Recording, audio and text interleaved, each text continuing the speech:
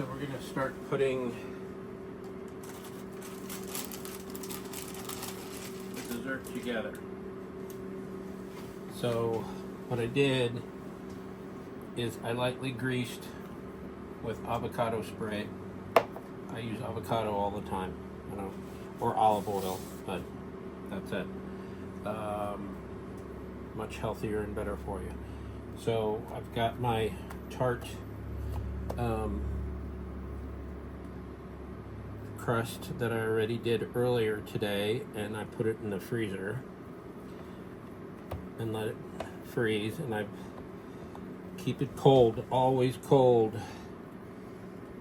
Your butter has to be cold, otherwise it creates gluten, and we don't want that for this particular. So we're going to go ahead and put it in, get it as close as possible to the sides, cut the remainder off.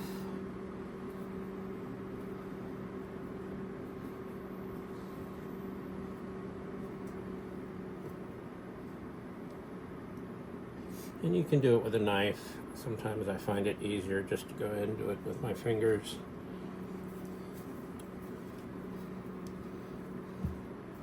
And I just take a little bit of the dough, kind of push it in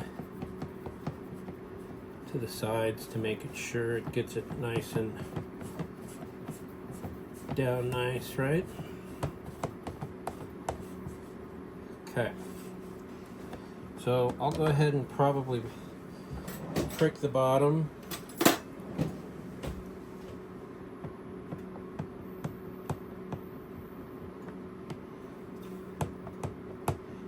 Maybe a little bit thicker than I normally like, but it should be fine.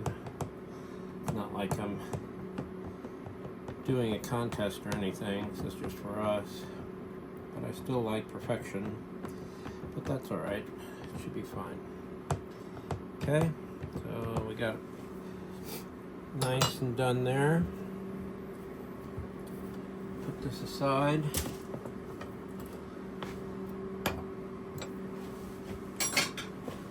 Okay, we're gonna go ahead and put our frangipane in there that I did earlier, and it's just room temperature butter, eggs, some cornstarch, powdered sugar, and vanilla, and almond flour, or just fine groundly fine almonds works too. It's the same thing, and that's pretty much what I use. But so we're going to go ahead and you can use a piping bag for this if you feel like it. I don't necessarily need it to get any more utensils out at this point.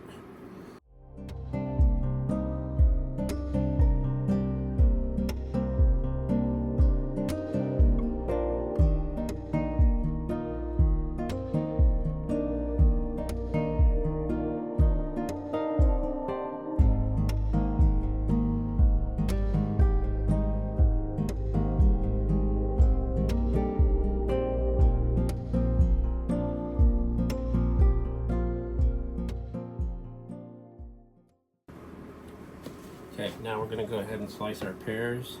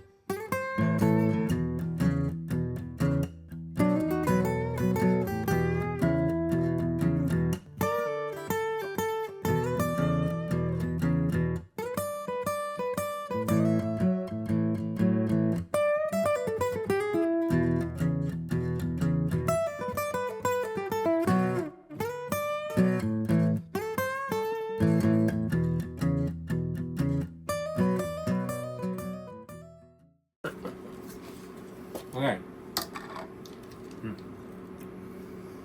Well, we're gonna put a little almonds here. Fill up the ring-a-pang area.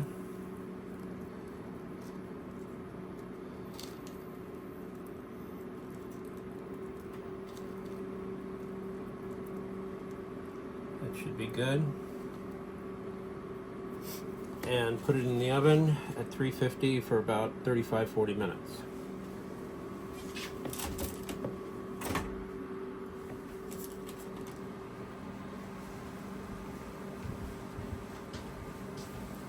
Okay, so I took it out of the oven.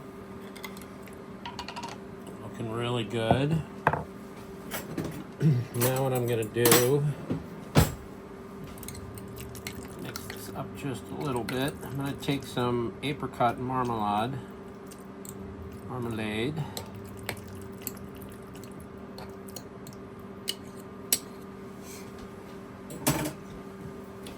And while it's still warm, go ahead and spread some of this on there. Probably should put this in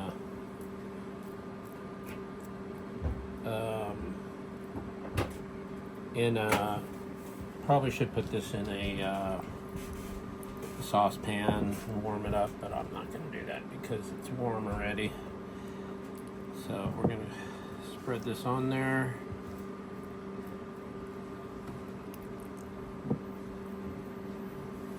And Amy just came in. Hi, it smells heavenly in here.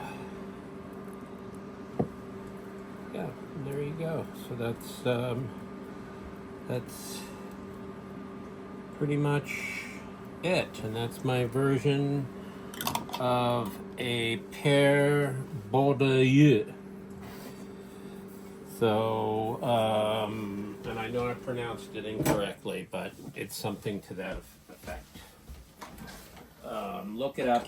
There's lots of recipes out there. This is my own that I put together the last few days, and I wanted to try it because I saw it. I thought, man, that could be good, but I'm gonna switch it up and do something different. So, and I did it in the tart pan that has a false bottom, so removable bottom, right? It just makes it easier for me. You know, you can do it in a perforated tart pan. You can do it in a lot of different pans, but I'm going to go ahead and let this cool, and then we're going to sprinkle some powdered sugar over the top of it, and so that should be it. All right, bye-bye.